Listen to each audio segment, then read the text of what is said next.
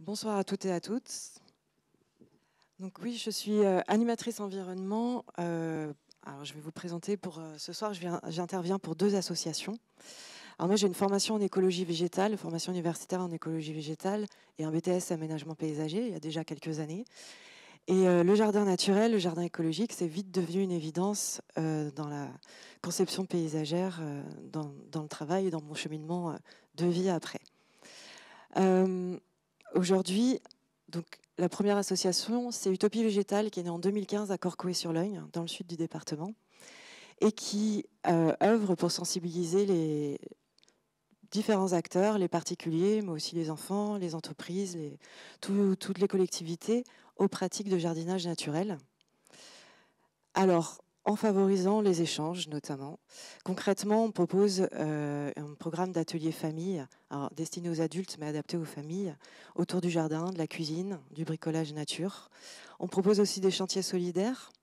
Alors le principe, c'est quand les gens ont une idée d'aménagement chez eux, qui ne se sentent pas de le faire tout seul, à la fois techniquement et en termes de bras, de force, on organise des chantiers avec les adhérents de l'association. Donc ça peut être démarrer un potager au naturel, une spirale d'aromatique, planter une haie, un massif. Je vous montrerai un exemple tout à l'heure. Et enfin, on accompagne les écoles dans des projets de jardin, à la fois dans la mise en place et dans l'animation. On propose aussi des ateliers techniques, alors, comme d'autres associations sur le lieu. Alors plus au niveau du potager naturel, parce que c'est la demande vers chez nous.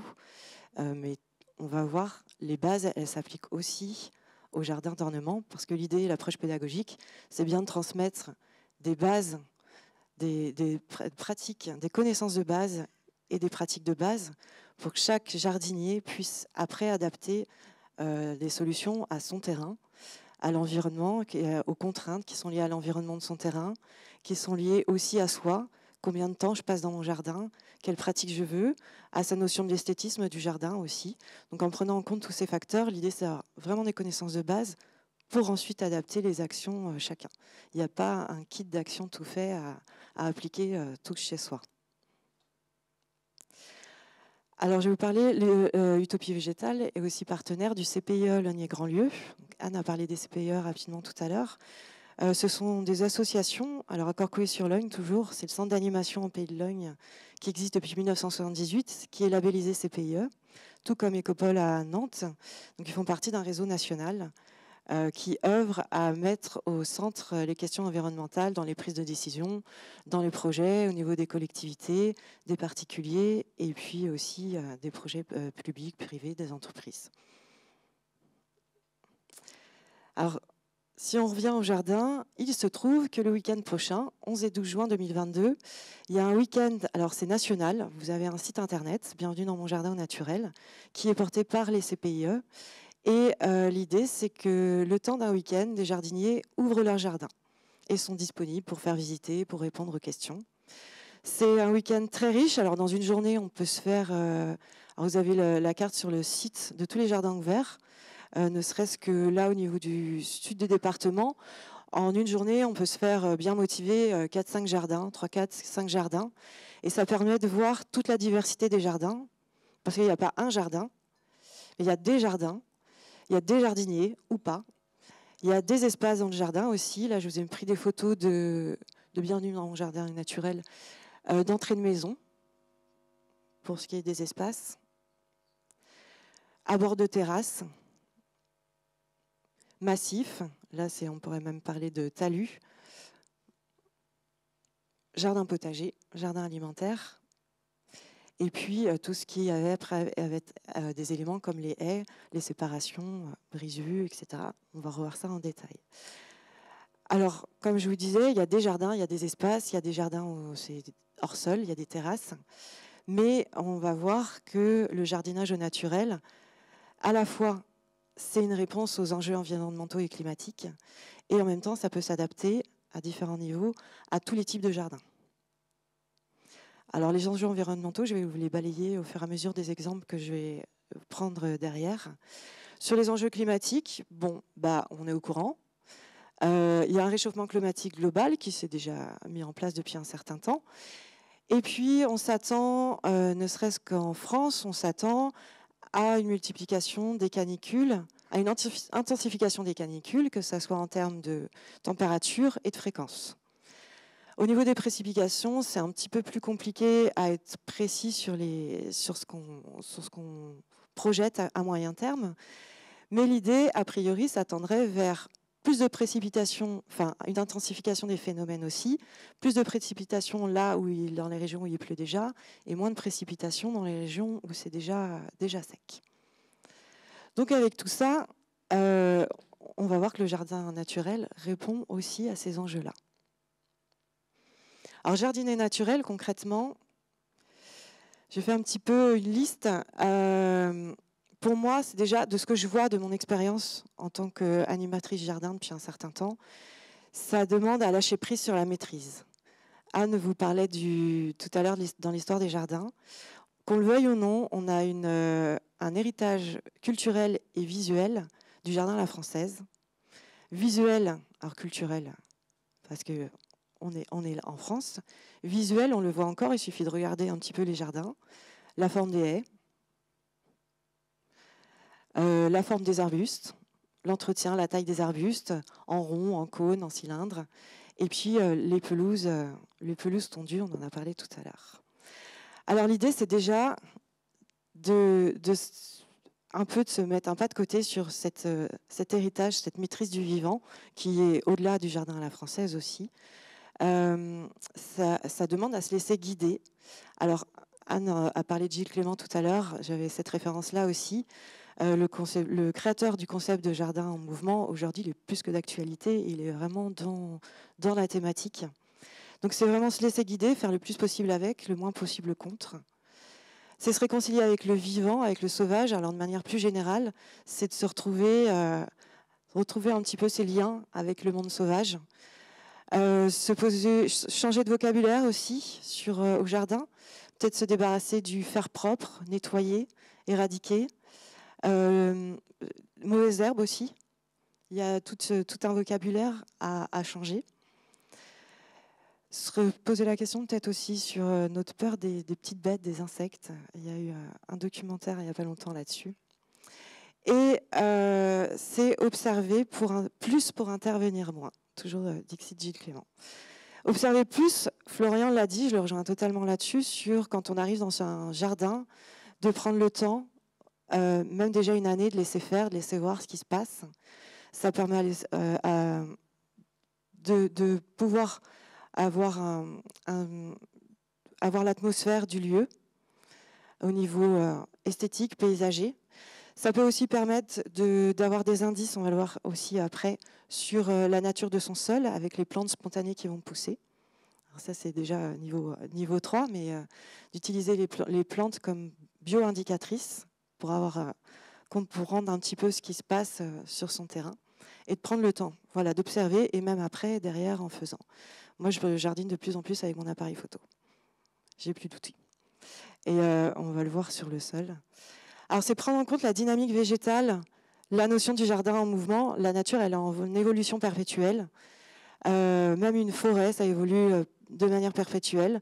Le jardin, bien entendu, ça reste un espace cultivé. Si on arrête de faire... L'idée du jardin naturel, c'est pas du tout de plus rien faire au jardin.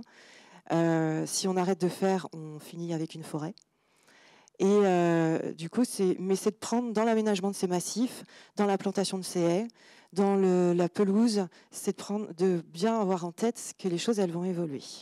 Que la nature, elle est en évolution perpétuelle, qu'il y a des végétaux qui vont prendre leur place, d'autres qui vont peut-être se ressemer plus loin, certains qui vont mourir. Et tout ça, va être en perpétuel mouvement.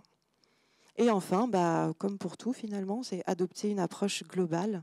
On va le voir à travers les exemples qui suivent. Alors ça commence par connaître la nature de son sol et prendre en compte la vie du sol. Alors connaître la nature de son sol, c'est de savoir si son sol, je vous invite à creuser un trou dans votre jardin. Ça permet de voir un petit peu la couleur de sa terre, la profondeur de son sol. Ça permet de voir un petit peu s'il est plutôt léger, s'il est plutôt lourd ce sol, s'il va être plutôt collant, plutôt argileux. Ça va permettre de nous orienter vers le choix des végétaux, mais aussi vers la gestion de l'eau. Et aussi de quel travail du sol on va mettre en place derrière. Le motoculteur ne devient plus systématique et indispensable. Sur un sol léger, on n'a peut-être pas besoin. Si c'est sur une petite surface pour un massif, à la grelinette ou à la fourche, ça peut suffire. Après, dans le temps, quand on a pris en compte la vie du sol, on se rend compte que, alors ce sol, c'est cet espace très méconnu encore. La vie du sol, on l'apprend, et avec l'agroécologie, on a commencé à la prendre en compte, mais on sait qu'il y a encore beaucoup de choses à découvrir dans ce sol. Sur les premiers centimètres, là où poussent les racines des plantes, là où l'eau va être retenue par le sol disponible pour les plantes, il va y avoir toute une vie. Alors c'est super bien organisé parce qu'il y a les animaux de la litière qui ont des décomposeurs primaires, et puis après on va retrouver encore d'autres animaux dans les premiers centimètres du sol, et puis encore en dessous. On parle d'horizon pour le sol. Il y a toute une organisation, des végétaux de plus en plus gros, de plus en plus petits, qui vont recycler la matière organique. Ça va être le sol, c'est le lieu de recyclage de la matière organique. C'est eux qui vont rendre disponible, transformer cette matière organique pour la réduire sous forme de molécules, d'éléments minéraux disponibles pour les végétaux, pour les racines des végétaux, qui sont elles-mêmes, on le sait maintenant, liées à des filaments de champignons. Donc les associations sont des mycorhizes. Ces champignons, ils vont avoir encore plus de puissance pour aspirer l'eau, puisque beaucoup plus fin que les racines, et il va se former une symbiose entre les racines et les champignons pour justement l'eau et les éléments minéraux du sol. Alors toute cette petite bête, quand on a conscience de cette vie du sol qui recycle la matière organique et qui va rendre disponible tout ça pour les plantes, et ben nous, en tant que jardiniers, qu'est-ce qu'on va faire? On va nourrir la vie du sol. Nourrir la vie du sol, par exemple, ça peut être par le compostage. Donc Anne en a parlé tout à l'heure, le compostage. Alors il peut se faire de manière différente. Encore une fois, c'est pareil, il n'y a pas une formule, il n'y a pas une solution. Ça peut être en composteur, ça peut être en tas au fond du jardin, ça peut être directement sur le sol. Ça, c'est à chacun en fonction de son jardin, en fonction de ses espaces, de ce qu'on a, de ses limites aussi.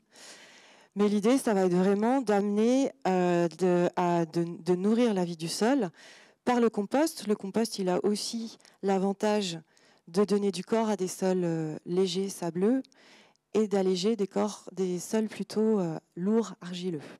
Donc il va y avoir à la fois une action sur la structure du sol et à la fois une action sur la vie biologique du sol.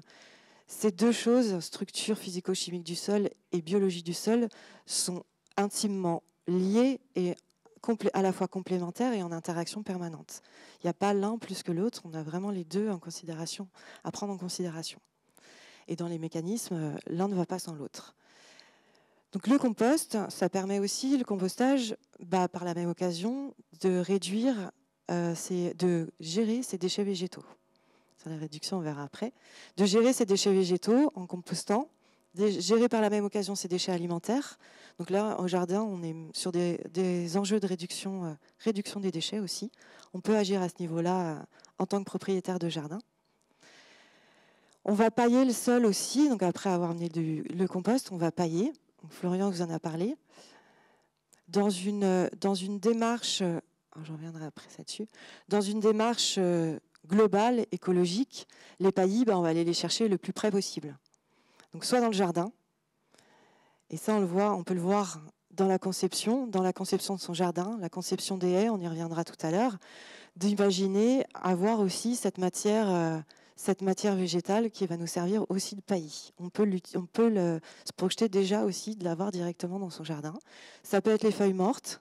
Alors, sur la photo avec les champignons, c'est pas une forêt, c'est pas une photo prise de vue dans une forêt, mais bien dans un massif ornemental, où là, il y a un chêne pas loin, et du coup, le paillage, c'est des feuilles de chêne et du bois mort, des brindilles de chêne. Il y a eu du BRF de mie la saison d'avant, et là, il y a zéro arrosage sur ce massif, pourtant en sol sableux et pas très, qui retient pas beaucoup l'eau. Alors sur les paillages, comme ce que je vous disais, c'est d'avoir des choses le plus locales possible. Alors quand on est plus en milieu, en ville, on va avoir peut-être un peu plus de mal à avoir du paillage chez soi ou juste à côté. Dans le commerce, il faut voir aussi, il y a des choses qui commencent, des cultures qui commencent à être locales, mais bien avoir en tête de se renseigner sur sur d'où viennent ces paillis, comment ils sont faits, etc. Après, il y a le foin, la paille. Nous, c'est plus facile. Il y a aussi sur les paillis un aspect ornemental. Donc voilà, ce choix il va se faire en fonction de plusieurs facteurs. On peut aussi couvrir le sol avec des végétaux couvre-sol, des engrais verts. Alors ça peut marcher, on en parle beaucoup au potager, mais ça peut marcher aussi au jardin d'ornement.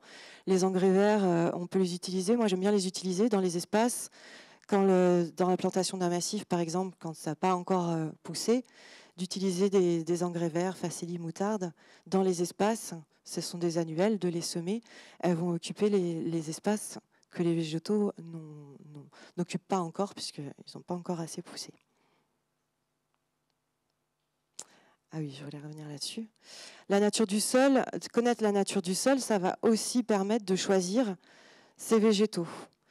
C'est souvent acquis l'exposition, soleil, ombre. Nature du sol, ça l'est un petit peu moins. Alors pourtant, ça joue. Et on va avoir à l'ombre, on n'aura pas forcément un sol humide à l'ombre, on n'aura pas forcément un sol sec au soleil. Et toutes les combinaisons sont possibles. Donc on va prendre les conditions du lieu, nature du sol, exposition, et puis aussi l'espace qu'on a. Là, c'était juste pour vous montrer, c'est un tas de déchets végétaux qui a été fait ici. Et là, il y a des tailles de rosiers qui se sont bouturées dans le tas et qui sont venus tout seuls. Là, c'est au bout de 2 ans. C'est la 2e année. Alors là, l'exemple d'un massif, pour un petit peu vous illustrer l'évolution. C'est un des premiers chantiers d'utopie végétale. C'était maçonnerie, petite marche, etc. Il y avait un tas de pierres qui étaient là avant, qui avaient été laissées un peu à l'abandon. Donc on a utilisé les pierres. Il y avait un peu de pelouse, donc on a travaillé le sol à la grelinette. Puis on a planté des vivaces, pas mal de choses récupérées. Des petites plantes grasses au premier plan, et puis des arbustes plus au dernier plan, vu d'ici. C'est exposé plein sud. Ça, c'est 3 ans plus tard. Donc on voit le Pittosporum qui a bien grandi. Derrière, il y a le Forsythium, on ne le voit pas. Devant, on a toujours les petites plantes grasses et la bruyère. La bruyère est morte depuis. Elle a séché un été. Et là, c'est maintenant. Alors là, c'est une illustration de l'évolution, à la fois l'évolution et du lâcher-prise total. Là, il n'y a pas eu de l'entretien des petites plantes grasses. Quand la pelouse, elle commence, il y a un moment donné, non, c'est plus possible. Il y a des végétaux qu'on devine, qui vivotent dans l'herbe, mais qui sont là. Et puis, il y a les marguerites et les achillées qui sont installés. Après, l'idée, si on veut vraiment laisser comme ça ou revenir en arrière, il suffit d'arriver à la bonne saison. Là, ça sera l'automne-hiver. Et si on veut, réaménager, désherber, il est toujours temps. Ce qui est bien au jardin, c'est que ça recommence tous les ans. Alors, pour la pelouse, Anne vous en a parlé. C'est un enjeu parce que les pelouses fleuries, elles représentent en termes de biodiversité une richesse non négligeable, assez intéressante. On a parlé aussi de la protection du sol. Si on reste dans le sol, la végétation haute va protéger le sol en termes de température et puis de perte en eau. On va garder plus de frais sur le sol. Le fait de moins tondre, c'est moins de passage de la tondeuse sur le terrain et donc moins de tassement du terrain. Et puis, en termes d'évolution, si on laisse la pelouse repousser tous les ans au même endroit, on va pouvoir l'observer, cette évolution. On va avoir une évolution en termes de diversité de fleurs, de diversité végétale. Et puis, il y a des fleurs qui vont partir, qui vont parvenir l'année suivante ou l'année d'après. Il y en a d'autres qui vont arriver. Il y en a certaines qui vont être 3 au départ et puis 10 l'année suivante. Donc, en termes vraiment d'évolution de la diversité florale, elle est visible en quelques années. Alors, bien sûr, si on ne tondait jamais, je le répète, si là, vous laissez en pousser et vous ne tondez plus jamais, vous allez avoir des arbustes et des arbres arriver aussi dans l'évolution naturelle des choses. Alors, on peut même imaginer réduire la tonte aux circulations dans le jardin. On peut imaginer aussi d'adapter ces équipements. Est-ce qu'une tondeuse thermique ou une tondeuse électrique dans un petit jardin, c'est vraiment nécessaire ? Est-ce qu'une tondeuse manuelle pourrait faire l'affaire ? Est-ce que quand on a une fois en fin d'été, si on veut faucher sa pelouse, est-ce qu'on a besoin absolument d'une débroussailleuse? Est-ce qu'une faux ne pourrait pas faire l'affaire? Donc c'est vraiment sur tous ces trucs. Et on est sur des enjeux aussi de qualité de l'air par la diminution des engins thermiques, l'utilisation d'engins thermiques, sur la biodiversité. La biodiversité. Alors l'idée, ça va être d'accueillir la biodiversité en termes de ressources alimentaires, mais aussi d'abris et de lieux de reproduction. Il faut vraiment avoir ces trois aspects-là dans le jardin. Alors sur la photo, je repasse justement sur les papillons et les pelouses fleuries. Là, il y a 2 papillons. Rien qu'en France métropolitaine, au niveau de la biodiversité, on a 70% des espèces de papillons qui ont disparu dans au moins un département en France.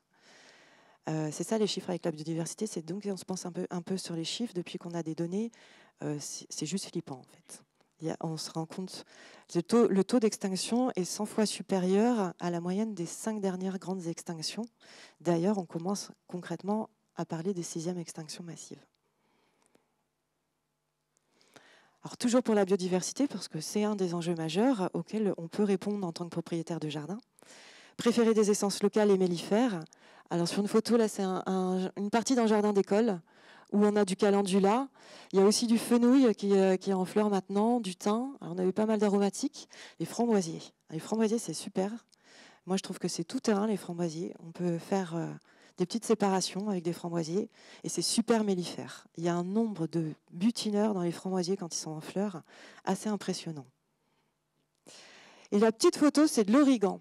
Je voulais vous parler de l'origan. Moi, c'est une plante que j'aime bien. C'est souvent une plante aromatique. Alors moi, à part pour les pizzas, je ne sais pas trop. Mais par contre, c'est une plante pareille, assez tout-terrain, qui est très florifère et très mellifère aussi, mais très ornementale. Mais ça, c'est une question de goût. Laisser la flore spontanée s'installer aussi. Là, il y a de la valériane. Alors, c'est une ornementale qui est venue se mettre au pied d'un mur, dans une terrasse, là où il y avait des graviers, et là où on aurait mis pas mal d'énergie à essayer de faire pousser quelque chose. Ben là, maintenant, elle a pris tout le long de la terrasse. Le lamier pourpre, sur la petite photo, c'est une plante qu'on appelle souvent mauvaise herbe. C'est une plante qui vient, alors sur certains terrains, vous ne la verrez pas forcément sur votre terrain à vous. Moi, elle aime bien les parcelles cultivées chez moi. Et alors, ce qu'elle a de bien, c'est un super couvre-sol. Et elle fleurit au moment où les bourdons sortent d'hibernation. Donc, fin février, mars, mi-mars, ça dépend des années. Donc, les bourdons sont très friands de cette plante-là, qui viennent butiner. Puis là, on voit des coccinelles sur la photo. Donc, c'est vraiment... Cette plante, en plus, elle est sympa, parce que dès qu'elle a fini de fleurir, elle meurt. Donc, ça laisse la place pour le reste, pour si on veut faire des plantations ou des semis. En ce qui concerne les haies, là, c'est ça, à la fois choix des végétaux par rapport au sol. Les haies, souvent, elles ont un rôle de brise-vue, parfois de brise-vent. Il s'agit aussi au jardin naturel d'intégrer le rôle écologique de ces aménagements. Donc la haie a un rôle écologique énorme, tout comme la pelouse et le sol. Et l'idée, c'est à la fois d'avoir des végétaux variés. Pourquoi pas aussi, soyons fous, de mettre des feuillus et des persistants, de mélanger des feuillus et des persistants. Une haie, même quand elle a un rôle de brise-vue, le jardin, on ne l'utilise pas toute l'année de la même manière. L'hiver, on y est moins. Il y a peut-être des ouvertures. On peut peut-être laisser des ouvertures, même si ça donne chez le voisin. L'été, l'arbre il sera en feuilles. Et si l'hiver, il perd ses feuilles, cette perspective, on ne l'a peut-être pas vue de la maison. Et comme on est moins dans le jardin, c'est moins gênant. L'idée d'avoir des feuillus, c'est aussi d'avoir la matière organique pour le sol. Vous repérerez tous les gens qui commencent à permaculture, c'est quand ils commencent à venir frapper chez vous, vous demandez ce que vous faites de vos déchets de tonte ou de vos déchets d'arbustes. Parce qu'à un moment après, voilà. Du coup, c'est d'avoir vraiment cette idée de cycle de la matière organique avec les feuillus, de persistants qui peuvent être des brise-vues, qui peuvent être aussi, je pense à l'arbousier, qui fait des fleurs mellifères, des fruits aussi, et qui s'adapte très bien, qui commence à venir sur le territoire, tout comme le chêne vert. C'est un rôle esthétique là aussi. Donc personnellement, je préfère ce genre de choses avec des hauteurs, des textures, des couleurs différentes que la haie de Forsythia et les Agnus photinia taillées en cubes. Au niveau de la vie, on parle de diversité. Au niveau d'accueil de la vie, ça peut aller très vite. Encore une fois, ça dépend où se situe son jardin.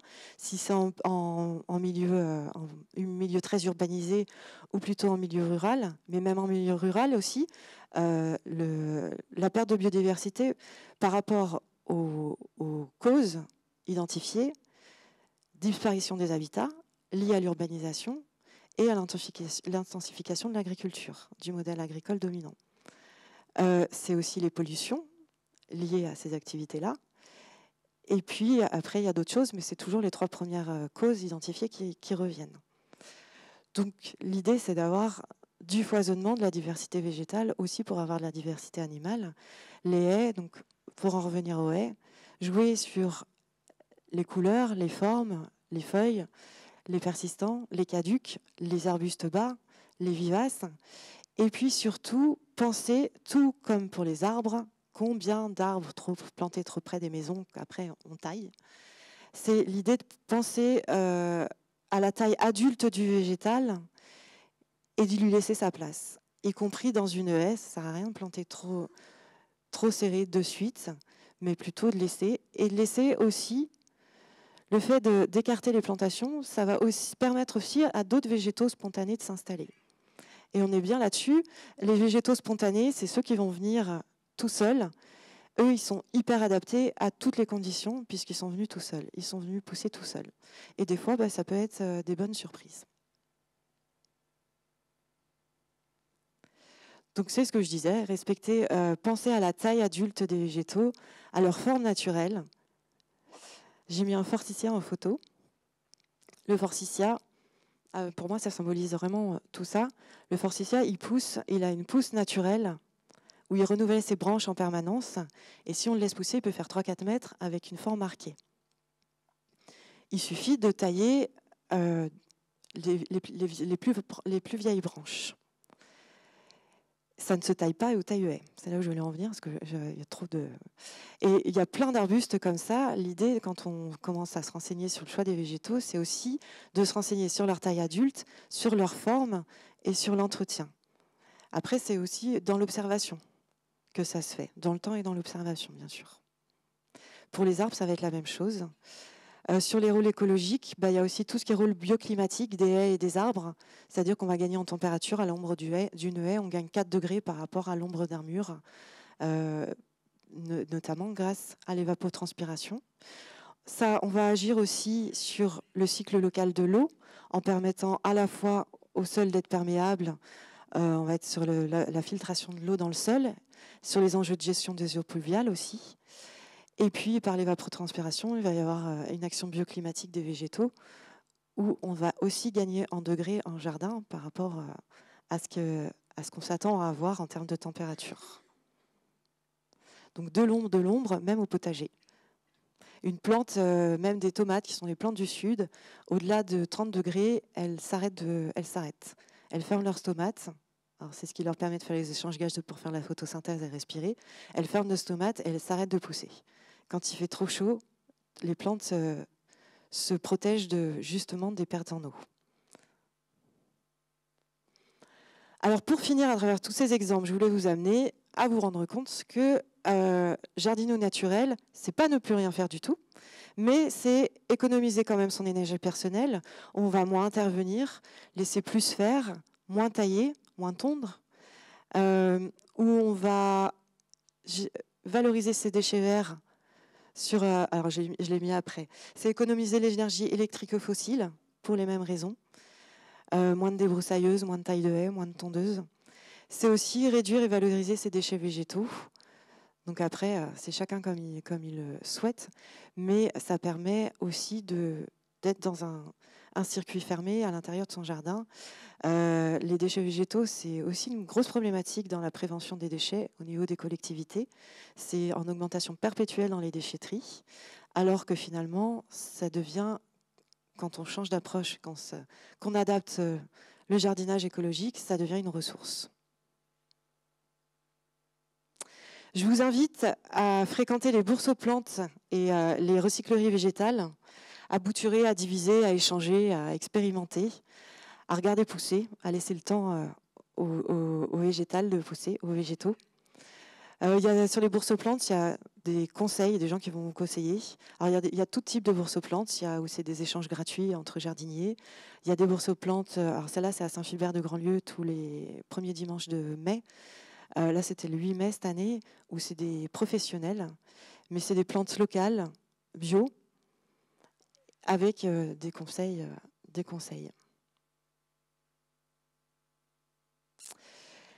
Et enfin, à l'époque des neurosciences, le jardin naturel, faire rentrer un petit peu de sauvage dans son jardin, ça répond à un besoin fondamental de nature.